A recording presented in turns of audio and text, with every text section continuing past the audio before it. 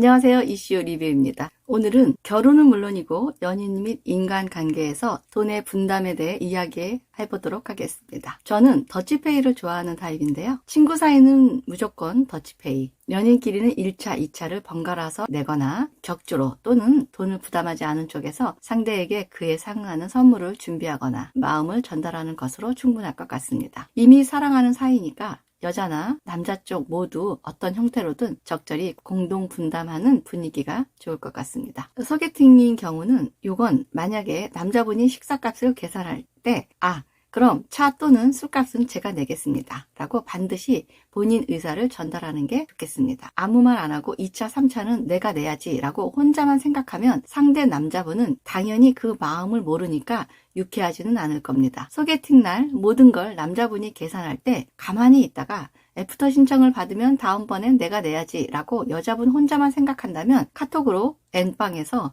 청구서가 날아올 수도 있습니다. 이때의 기분은 과속 카메라나 주차 딱지 날라온 것보다 더 기분이 묘해질 수 있습니다. 아는 사이라면 빚져도 다음 기회가 있으니 상관없지만 처음이자 마지막이 될지도 모르는 사람에게 크든 작든 얻어먹었다는 느낌을 주는 건 아닌 듯하고 그걸 미연에 방지하기 위해서 2차는 제가, 다음번엔 제가 라고 반드시 생각을 말해주는 게 매너라고 생각합니다. 그래도 남자분이 끝까지 계속 본인이 내겠다고 고집을 피우면 그분은 벌써 예식장을 머릿속에 그렸을 수도 있고 여자분 외모가 수준급이라고 스스로 우쭐하셔도 좋겠습니다. 윗사람과 식사를 할 경우 아랫사람이 처음부터 계산을 하면 실례지만 2번, 3번째부터는 제가 오늘은 대접을 하겠습니다 라며 먼저 양해를 구하고 서빙하러 오시는 분께 또는 화장실을 가면서 카드를 카운터에 살짝 맡겨두시면 좋을 것 같습니다. 법인카드를 사용하지 않는 경우라면 아랫사람들끼리 돈을 객출해서 가끔은 윗분에게 카톡으로 보내드려도 굳이 마다하지는 않을 겁니다. 가오가 있지 상사가 더치페이를 제한할 수도 없고 여럿이 먹는 식사값이 은근히 계속 부담되면 항상 약속 있다면 먼저 나가시고 좀 먼데 가서 혼밥하다가 동료들과 마주치는 일도 생길 겁니다. 남자는 사랑하는 연인에겐 경제적으로 믿음을 주고 싶어하는 경향이 있습니다. 그런데 돈이 떨어져 가면 심리적으로 불안해지죠. 급여일이 가까워질 때 돈이 없는 경우 나 오늘 돈 없어 라고 남자분들도 쿨하게 이야기를 하는 게 좋습니다. 만약 데이트 통장을 만든 사이라면 현재 상황을 공유하고 저렴한 곳을 가거나 집 데이트를 하는 것이 훨씬 마음이 편할 겁니다. 매번 식사하고 차 마시고 영화 보고 요즘엔 무조건 데이트의 마지막을 모텔로 크루징 하는 게 대세라는데 그러면 거의 15만 원에서 30만 원 정도 될 만큼 물가가 만만치 않을 겁니다. 나이 든 커플이 아닌 이상 젊은 연인들은 데이트 통장을 적극 권장합니다. 서로의 수입에 비례해서 적절히 조정하신 후 계획적으로 돈을 쓰면 어느 부분에서 전략을 할 수 있는지 아이디어를 내는 것도 깨알 재미와 돈을 아끼면서 소소한 보람도 생길 겁니다. 그렇지 않고 계속 저렴한 곳에서 식사를 하자고 하는 남자를 여자는 쫌스럽다고 생각할 수도 있고 겉멋만 들어 비싼 곳에서 매번 기분을 내려 하는 여친 때문에 기껏 쌓아온 애정에 스크러치가 생길 우려도 있습니다. 여성들도 사회생활을 해서 돈 버는 게 쉽지 않고 돈의 가치를 잘 알 텐데도 정작 본인은 3, 4천도 못 모아놓고 남자 쪽은 여자의 몇 배에 해당하는 집을 마련해야 하는 걸 당연시 생각한다거나 억 단위의 결혼 준비가 안 되어 있으면 우습게 생각하는 경향이 사회의 전반적인 기류인 듯합니다. 간혹 집에서 컨트롤이 안 되는 자식들을 부모들은 아이고 저거 누가 빨리 데려가야 하는데 라며 한탄하는 경우도 가끔 봅니다. 결혼은 천덕꾸러기를 누군가 해결해 주는 것이 아닙니다. 결혼도 두 사람이 똑같이 5대5의 지분을 가진 법인체라고 생각하시면 됩니다. 결혼 후 자녀를 낳으면 주주가 되는 거고 그럼 부부의 5대5 지분이 자녀들에게 지분 이동되는 건데 이 결혼에서 양쪽 부모들이 지분을 가지려 한다거나 자기 욕심에서 자식에 투자를 해놓고 그걸 주식 투자처럼 수익률을 기대하거나 원금 회수를 하려는 순간 결혼시켜 홀가분해진 마음이 더 혼란스러워질 수 있습니다. 결혼 후에 서로의 부모에게 용돈 얼마를 더 드리네 마네 라는 문제로 왈가왈부하는 등 경제적인 의견 차이로 이혼하는 커플이 급증하고 있다고 합니다.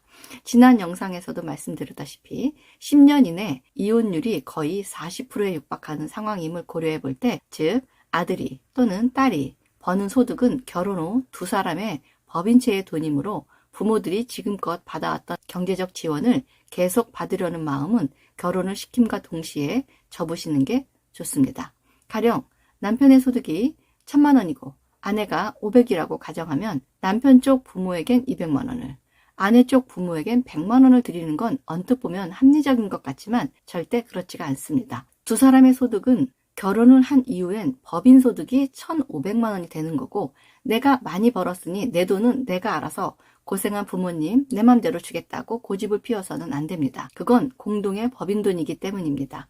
그렇게 본인의 수입에 비례해서 부모 쪽에 돈을 보내게 되면 그때부터 보이지 않는 계산기를 가져다가 더 많이 드리는 쪽에 더 자주 문안을 드리러 가야 한다는 등, 가사일은 7대3으로 해야 한다는 등, 심지어 처갓집 갈 때 기름값은 아내 돈으로 넣으라는 등 아주 살벌한 계산전이 시작될 겁니다. 결혼과 동시에 양쪽 부모님에게 드리는 지원비를 갑자기 줄이거나 끊으면 서로 사위나 며느리가 자기네 용돈에 개입을 한 듯한 오해로 갈등이 생기기 시작할 겁니다.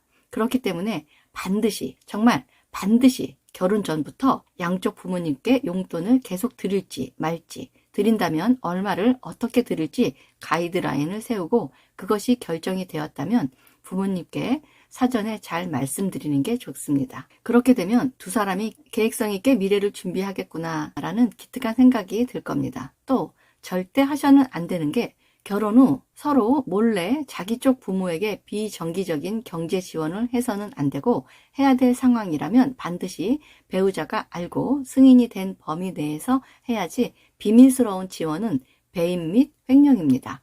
마지막으로 꿀팁은 양가 부모님의 보험 상태를 점검 후 보험료를 지불해 드리는 것을 우선순위로 두는 것도 나쁘지 않습니다. 생활이 힘들수록 보험은 필수이고 나이가 들면 제일 두려운 게 병원비 지출이니까요. 질병보험, 간병보험, 운전자보험 등등 감당할 수준에서 납부를 해드리는 것이 돈을 드리는 것보다 나중엔 더 효자라는 소리를 들을 수 있습니다. 부부의 소득은 당연히 격차도 있고 살다 보면 상황이 반전될 수도 있습니다. 그래서 많이 버는 쪽이 무엇을 더 누리겠다고 하는 순간 이해타산으로 이권 개입을 불러일으켜 행복한 결혼을 망치는 요인이 될 수도 있습니다. 그때부터 사사건건 서로의 품위 유지비까지 감시하거나 눈치를 보고 가사 분담도 수입에 따라 비율을 정하게 되고 명절에 누구네 집에 먼저 가느냐를 두고 다투게 될 수도 있습니다. 요즘 연인들이 결혼 후 경제권을 누가 갖느냐를 놓고 많이 설왕설래하는 이슈를 접하곤 합니다. 경제권은 한쪽이 갖는 게 좋습니다. 누가 더 경제관념이 밝고 건전한지, 돈 관리를 잘할지를 정하고 전적으로 맡기되 횟수를 정해서 주주에게 재무 상태를 보고하고 보완하고 계획을 수정해 나가면 됩니다. 법인은 주식 3%만 소유를 해도 상법에 회계장부 열람권이 있고 재무 상태에 대한 외부의 검사 청구권도 있습니다. 재미있으시라고 제가 좀 전문 분야를 대입해 봤습니다. 이렇듯 50%의 지분을 가진 배우자는 당연히 재정 상태를 공유하고 열람 의무를 가지고 있기 때문에 당당히 현재 상태를 아셔야 합니다. 혹시 아내가 섭섭해하면 어떻게 하지? 라고 믿고 있다가 배우자는 절대 배신을 할 수 있는, 실제로 그런 일이 엄청나게 벌어지고 있는 무서운 타인입니다. 오늘의 결론, 상대를 받아들인다는 것은 그 사람의 삶도 함께 받아들인다는 뜻입니다. 삶에는 그 사람의 영혼과 사상이 깃들어 있습니다. 한 번밖에 없는 인생, 지혜롭고 현명한 배우자를 선택하셔서 멋지게 살아가시길 바라겠습니다. 끝까지 시청해 주셔서 감사드리며 제 영상이 마음에 드셨다면 주변 분들에게 많은 공유 부탁드리겠습니다. 다음 영상에서 뵙겠습니다. 고맙습니다.